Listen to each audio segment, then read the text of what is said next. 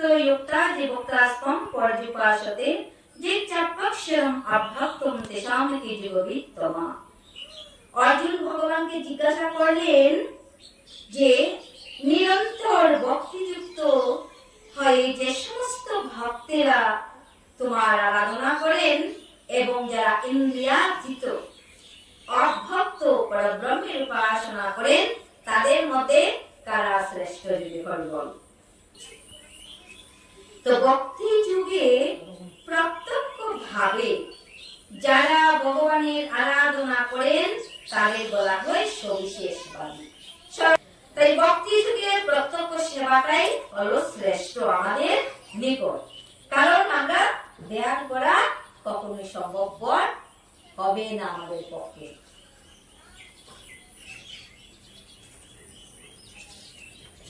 ভগবদ্গীতার 2য় অধ্যায়ে পরমেশ্বর ভগবান ব্যাখ্যা করে বলেছেন যে এই জড় দেহটি জীবের স্বরূপ নয়, জীবের স্বরূপ হচ্ছে চিৎ স্ফুলিঙ্গ আর পরম তত্ত্ব হচ্ছেন বিভু চৈতন্য।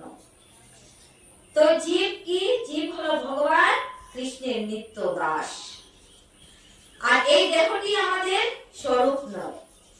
এই জীবাত্মা কি করে সেই আত্মাকে ঊর্ধ্ব পথে নিয়ে যাওয়া যায়, ঊর্ধ্ব গতিতে নিয়ে যাওয়া যায়, এটি হলো আমাদের কর্ম। কিন্তু এই দেহটি আজ আছে, কাল থাকবে না। কাল থাকবে কি? থাকবে না। তাই এই জীবের জড় দেহটি আমাদের স্বরূপ নয়। আমাদের স্বরূপ কি? আমরা ভগবানের নিত্য দাস, ভগবানের সেবক, আমরা জীব আত্মা। তো এই জীবাত্মা বা আমাদের এই জড় দেহের কথা বলছে যে এই জড় দেহটি আমাদের পরিবর্তনশীল। আজ মনুষ্য দেহ পেয়েছি ভগবানের অশেষ কৃপার ফলে, আবার কাল সেই দেহ আমাদের ছেড়ে অন্য দেহে চলে যেতে হবে, অন্য দেহে আমাদের চলে যেতে হবে। তাই বলা হয়েছে ভাগবতমে যে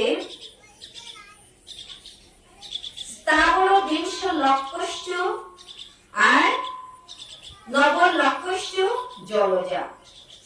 স্থাবর শব্দ তো বৃক্ষ, এই যে আমাদের সামনে আম, জাম, কাঁঠাল, নারিকেল সব বৃক্ষ রয়েছে।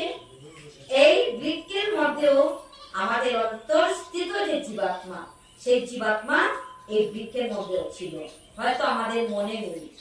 কিন্তু আমরা একদিন এই আম বৃক্ষ সেজে ছিলাম, অনেক দিন যাবত সেই বৃক্ষ রূপে আমরা রয়েছি।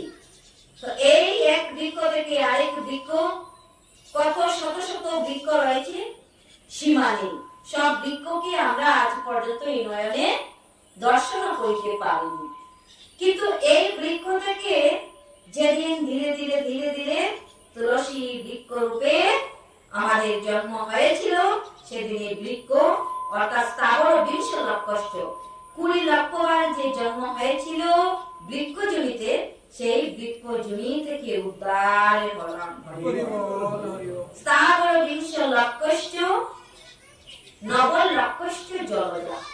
আজ আপনাদের বা প্রতিটা গ্রামের সামনে জল এসেছে, যে বন্যার জলে প্লাবিত হয়ে গেছে।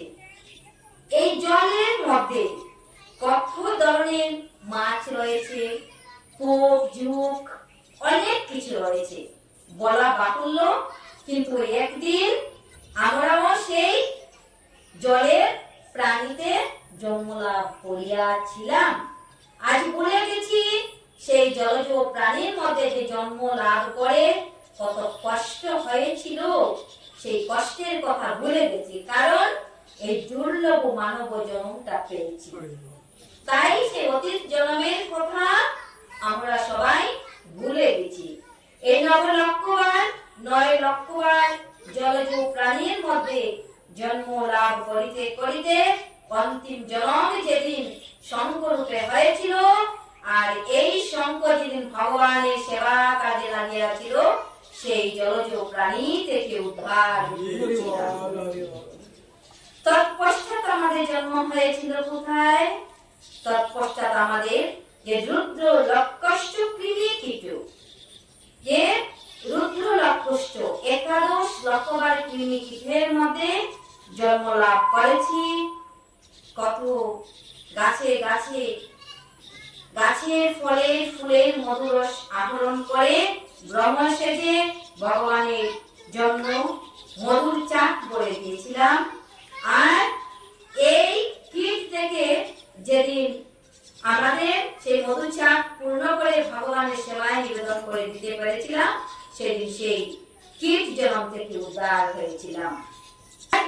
আমাদের জন্ম হয়েছিল দশ লক্ষষ্ট অন্ডজা, রুদ্র লক্ষষ্ট কৃমি কীট, দশ লক্ষষ্ট অন্ডজা। পশুবা ত্রিশ লক্ষষ্ট চতুর্লক্ষন্তু মানবা, এতেষু ব্রহ্মণং কীর্তা ব্রোধি যথম উপজায়তে। আর মনুষ্য দুর্লভমি জন্ম যদি কৃষ্ণ সাধক হরিবল। এইভাবে জন্মগ্রহণ করিতে করিতে এই মনুষ্য জন্ম পেয়ে যদি কোনো কৃষ্ণ ভক্তের সঙ্গ করিতে পারি, কৃষ্ণ ভক্তের সাক্ষাৎ আমাদের হয়, তবে দুর্লভ মানব জন্ম সার্থক হয়। এই মানব জন্ম পেয়ে রাধা কৃষ্ণ না বুঝিয়ে হাত হইতে অমৃত ফেলে দিয়ে যদি বিষ আমরা গ্রহণ করি, তাহলে বিষের জ্বালা আমাদের ভোগ করিতে হবে, অন্য কেউ ভোগ করিবে না। শ্রীমদ্ ভাগবত গীতা বলা হয়েছে, বাসন্তে জীর্ণানি যথা বিহায় নবানি গৃহ্ণাতি নরপরাণি তথা শরীরানি বিহায় জীর্ণানি অন্যানি সমিজাতি নবানি দেহি হরিবল। এই যে বলছে এই জড় দেহটি আমাদের স্বরূপ নয়। আজ মনুষ্য দেহ, কাল কি হবে? বস্ত্রের মতো এই দেহটাকে পাল্টাতে হবে হরিবল। বস্ত্রের মতো পাল্টিয়ে আবার একটি নতুন দেহি যাত্রা করবো হরিবল। এই জীবাত্মাটা আরেকটি নবানী দেহি, নতুন দেহে সে জীবাত্মা প্রবেশ করবে। তাহলে আমাদের এই দেহটা স্থায়ী হলো কি অস্থায়ী? ক্ষণস্থায়ী। আকাশে যখন বিদ্যুৎ জ্বলকায়, কিছু সময়ের মধ্যে কি হয়? পুরোটা পৃথিবী আলোকিত হয়। ঠিক তদ্রূপ আমাদের এই জীবনটা বিদ্যুৎ জ্বলকানোর মতো। নিঃশ্বাসের বিশ্বাস নেই, কখনই শ্বাস রুদ্ধ হয়ে যাবে আর এই মানব দেহ ছেড়ে প্রাণ পাখি এই পিঞ্জরা থেকে ফুরুত করে উড়ে চলে যাবে হরিবল। তাই দেখো, তাকিতে সবল হরে কৃষ্ণ বল অঙ্গ শরীরে লইতে পারবে না। যখন বার্ধক্য বয়স আসে, সে বার্ধক্য বয়সে না থাকে দাঁত, না হয় আমাদের জিহ্বার মাধ্যমে উচ্চারণ ভালো। মানব দেহরূপ যারা পেয়েছে তাদেরই সেই রসনা আছে। তা এই রসনার মাধ্যমে কি করা যায়? হরে কৃষ্ণ মহামন্ত্র উচ্চারণ করা যায়। কিন্তু প্রত্যেক জীবের জিহ্বা আছে, ওনারা হরে কৃষ্ণ মহামন্ত্র উচ্চারণ করতে পারে? কখনোই পারে না। এই জন্য সময় থাকতে মহাপ্রভু নির্দেশ দিয়েছেন যে যে যে নামে আমরা ডাকি না কেন, কেউ ভগবান কৃষ্ণের ভজনা করি, কৃষ্ণ আমাদের আরাধ্য দেবতা, কেউ রাম রূপে আমরা সেবা করি, হনুমানের মতো সেবক সেজে দাস্যভাবে, কেউ শান্তভাবে, কেউ বাৎসল্য প্রেমে, আবার কেউ বা সখারূপে, কেউ বা মাধুর্য প্রেমে। তো যে যেভাবে ভগবানকে সেবা করি না কেন, যে যেভাবে সেবা করি না কেন, আমাদের উদ্দেশ্য কিন্তু একটাই, আমি বন্ধ করছি। তো যাই হোক, আমরা যে যেভাবে ভগবানের সেবা করি না কেন, মুখ্য উদ্দেশ্য আমাদের একটাই। মুখ্য উদ্দেশ্য কি? আমাদের পরম পিতার কাছে ফিরে যাওয়া। কোথায় এসেছি? পরবাসে এসেছি। কিসের জন্য? লাভ করার আসে। কিন্তু লাভের মূলে এখন কি করিতেছি? আমরা সব হারাইতেছি। লাভের মূলে সব হারাইতেছি। তাহলে তিনি যে 16 আনা দিয়ে পাঠিয়েছিল লাভ করার জন্য, এই পরম পিতার হাতে নিয়ে আমরা আবার কি দিব? কোনো কিছু আছে কি? তিনি আমরা যখন জন্মগ্রহণ করেছি হাতে সেই 16 আনা নিয়ে এসেছি। এখন সেই 16 আনার মধ্যে 8 আনা নিয়ে যেতে পারবো কি? পারবো? পারা সম্ভব হবে না। রাস্তা একটাই আছে, যদি আমরা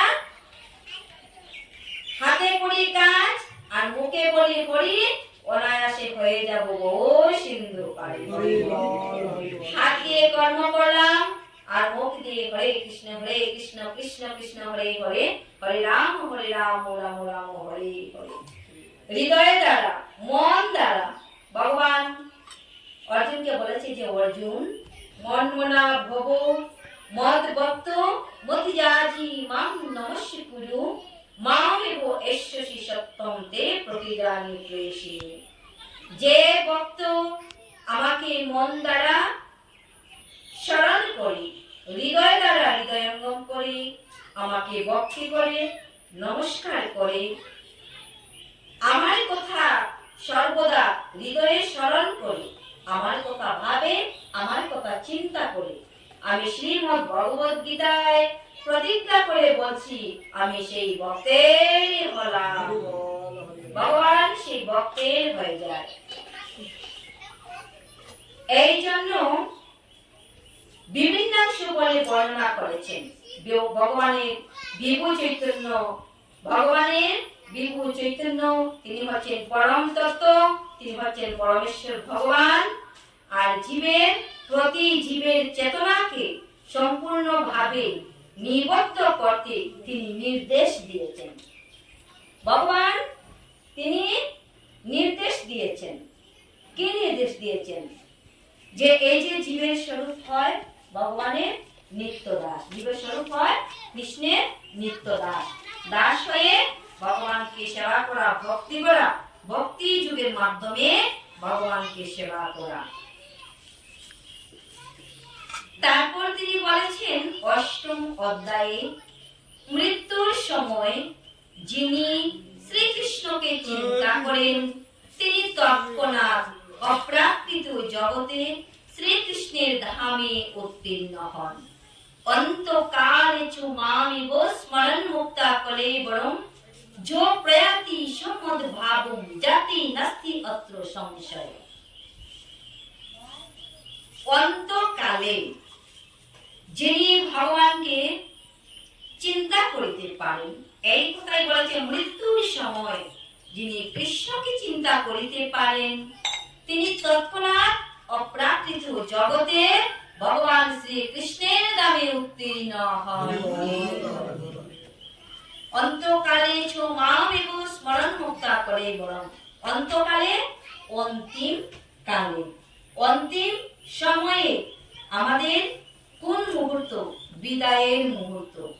ভাই বান্ধব আত্মীয় স্বজন জ্ঞাতি বর্গ সবার নিকট থেকে বিদায়ের বেলার সময়, বিদায়ের বেলায় আমাদের জীবনের অন্তিম পর্বে, সেই পর্বটা হলো আমাদের অন্তিম পর্ব। এই অন্তিম পর্বে যদি ভগবান প্রাণ গোবিন্দকে একবার হৃদয়ে স্মরণ করিতে পারি,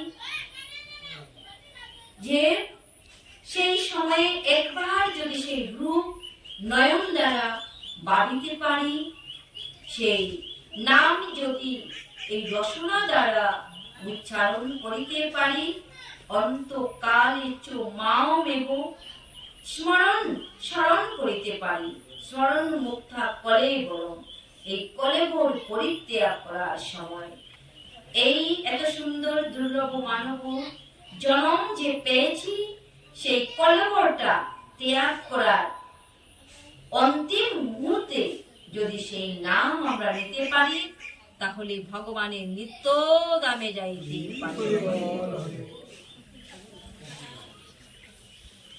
6ষ্ঠ অধ্যায়ের শেষে ভগবান স্পষ্টভাবে বলেছেন যে সমস্ত যুগীদের মধ্যে যিনি তার অন্তরে নিরন্তর শ্রীকৃষ্ণের চিন্তা করেছেন বা চিন্তা করেন, তিনি সর্বশ্রেষ্ঠ যুগী।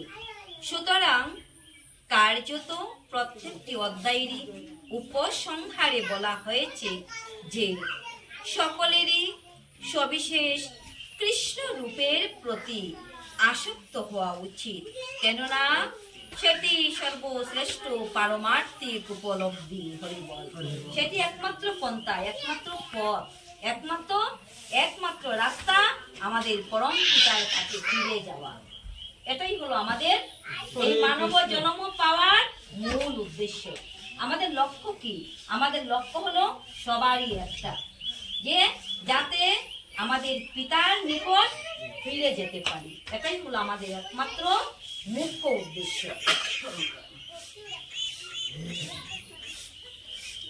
শ্রী ভগবান বাচু ময়া বিশ্ব মনোজেমম নিত্যযুক্তায় উপাসতে শ্রদ্ধয়া পরয়োপেতাস্তে মে চিত্ত তমামতা। শ্রী ভগবান বললেন, যারা তাদের মনকে আমার সবিশেষ রূপে নিবিষ্ট করেন এবং অপ্রাকৃত শ্রদ্ধা সহকারে নিরন্তর আমার উপাসনা করেন, আমার মতে তারাই শ্রেষ্ঠ যোগী। যোগী কারা? গৃহ ত্যাগ করে সন্ন্যাস ধর্ম গ্রহণ করে শুধু আশ্রমে যাওয়াটাই যোগী নয়। গৃহে থাকো, বনে থাকো, সদাই হরি বলে ডাকো। যে যেখানে থাকি না কেন, যদি সেই নাম নিতে পারি, আর সেই নাম নিতে নিতে যদি সেই ফুল ফুটে চিত্তে, যদি সেই ফুল ফুটে আমাদের চিত্তে, তবে ভগবানের সেবক আমরা। তাই যে যেখানে থাকি না কেন সংসার ধর্ম পালন করি, কারণ ভগবান আমাদিগকে সাংসারিক করেই পাঠিয়ে দিয়েছেন। এই সংসার ধর্ম প্রত্যেকেরই পালন করা উচিত, কর্তব্য কর্ম এবং আমাদের ধর্ম। শ্রীকৃষ্ণ বললেন, যারা তাদের মনকে আমার সবিশেষ রূপে নিবিষ্ট করেন এবং অপ্রাকৃত শ্রদ্ধা সহকারে আমার সেবা করে। শ্রদ্ধা, যে বিনা প্রেম से नहीं मिले नंदलाला। নন্দলালাকে পেতে হলে প্রেম, ভক্তি, ভালোবাসা থাকা চাই। ভালোবাসা ছাড়া কৃষ্ণ কানাইয়াকে পাওয়া সম্ভব নয়, পাওয়া যায়ও না। তাই যার মন তার সবিশেষ রূপে আবিষ্ট এবং শ্রদ্ধা ও ভক্তি সহকারে যিনি তার উপাসনা করেন, তাকে সর্বশ্রেষ্ঠ যোগী বলে জানতে হবে। এভাবে যিনি কৃষ্ণ ভাবনায় ভাবিত হয়েছেন, তিনি আর কখনো জাগতিক কর্ম বন্ধনে আবদ্ধ হন না, কারণ শ্রীকৃষ্ণের প্রীতি সাধনের জন্যই তখন সবকিছু করা হয়। শুদ্ধ ভক্ত সর্বদাই ভগবানের সেবায় যুক্ত থাকেন। কখনো তিনি ভগবানের নাম কীর্তন করেন, কখনো তিনি ভগবানের কথা অমৃত লীলাবলী শ্রবণ করেন, কখনো শ্রীকৃষ্ণ সম্বন্ধীয় গ্রন্থ পাঠ করেন, কখনো বা তিনি শ্রীকৃষ্ণের জন্য ভোগ রন্ধন করেন। কখনো বাজারে গিয়ে কৃষ্ণ সেবা করার জন্য তিনি বাজারে গিয়ে ফল ইত্যাদি বিবিধ দ্রব্য ক্রয় করিয়া থাকেন। কখনো বা বাসনপত্র মার্জনা করেন। হরিবল। তাহলে ভগবানের ভোগের রান্না করাটাও ভগবানের সেবা, বাসনপত্র মার্জনা করাটাও ভগবানের সেবা। যদি গৃহের কর্তা গিয়ে বাজার থেকে ফল, মিষ্টি ইত্যাদি দ্রব্য কিনে আনে, এটিও হলো ভগবানের সেবা। কৃষ্ণ সেবার উদ্দেশ্যে কর্ম না করে তিনি এক মুহূর্ত নষ্ট করেন না। এই ধরনের কর্ম সাধনই হচ্ছে পূর্ণ সমাধি। হরি বল।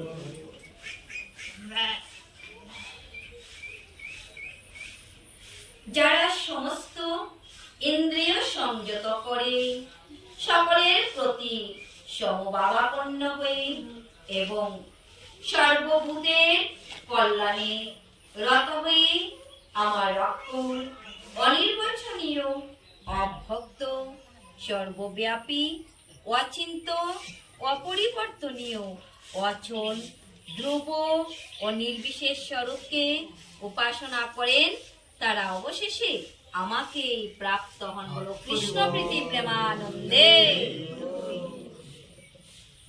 তো এইভাবে যদি আমরা আগুন গৃহে থেকে ভগবানকে জল ফল নিবেদন করিতে পারি, পত্রম পুষ্পম ফলম ত্বম যৌমে বক্তা প্রযোজ্যতে তদহং ভক্ত অপরিত স্নামি সরিতাত্তন।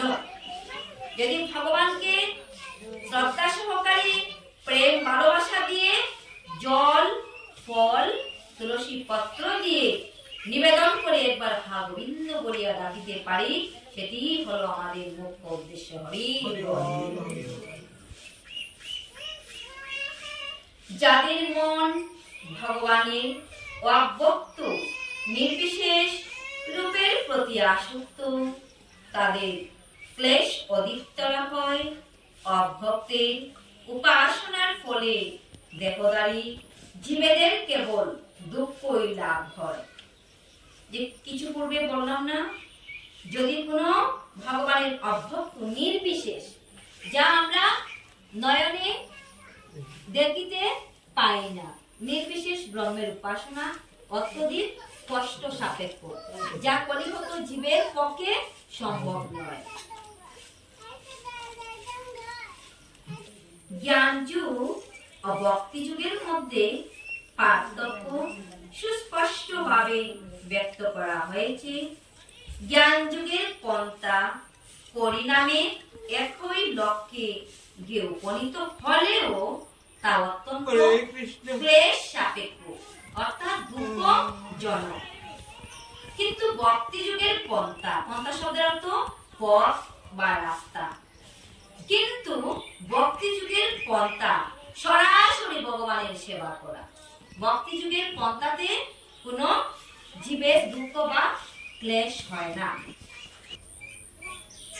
কেবলমাত্র ভক্তিযুক্ত সেবার মাধ্যমে পরমেশ্বর ভগবানকে হৃদয়ঙ্গম করা যায়।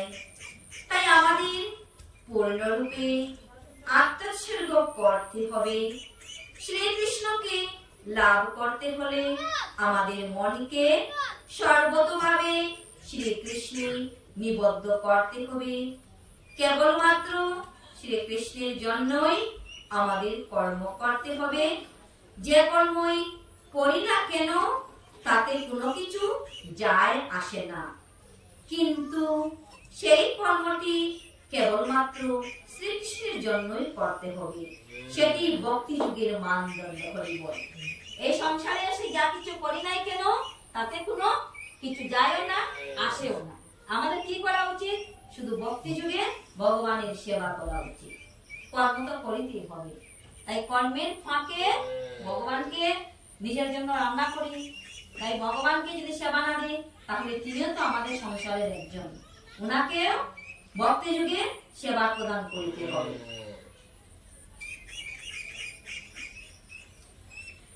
সর্বধর্মান পরিত্যাজ্য মামেকং শরণং ব্রজ অহং ত্বং সর্ব পাপেভ্য মোক্ষয়িষ্যামি মা শুচি।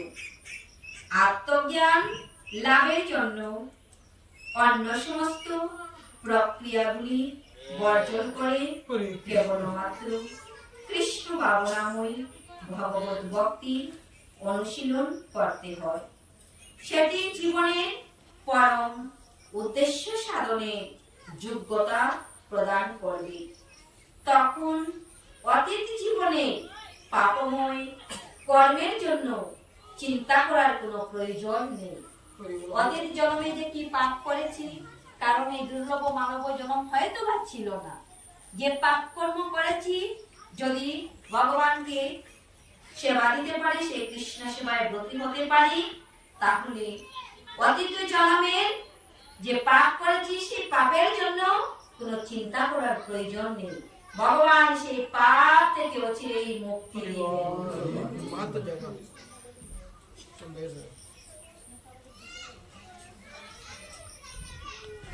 কোনো চিন্তা করার কোনো প্রয়োজন নেই, কারণ ভগবান আমাদের সমস্ত পাপ থেকে মুক্তি করবেন। সুতরাং অন্যান্য যারা সমস্ত কর্ম আমাদের সমর্পণ করে মতপরায়ণ হয়ে অনন্য ভক্তি যুগের দ্বারা আমার ধ্যান পূর্বক উপাসনা করে হে পার্থ আমাতে আবিষ্ট চিত্ত সেই সমস্ত ভক্তদেরকে আমি মৃত্যুময় সংসার সাগর থেকে অচিরেই উদ্ধার করিব। ভগবান অর্জুনকে বলছেন, যারা আমাকে সব কিছু সমর্পণ করে মতপরায়ণ আমার পরায়ণ হয়ে কর্ম করে আমার উপাসনা করে হে পার্থ, অর্জুনের আরেকটি নাম পার্থ, পিতার পুত্র বলে অর্জুনকে এখানে ভগবান কৃষ্ণ পার্থ নামে অভিহিত করেছেন। হে পার্থ, আমাদের আবিষ্ট চিত্ত, আমাদের মন এবং চিত্ত ভগবানকে সমর্পণ করে যদি আমরা ভক্তি যুগে কৃষ্ণ ভাবনামৃত সেবায় নিয়োগ হতে পারি, তাহলে ভগবান এই সংসার থেকে, এই মৃত্যুময় সংসার সাগর থেকে তিনি আমাদেরকে উদ্ধার করবেন।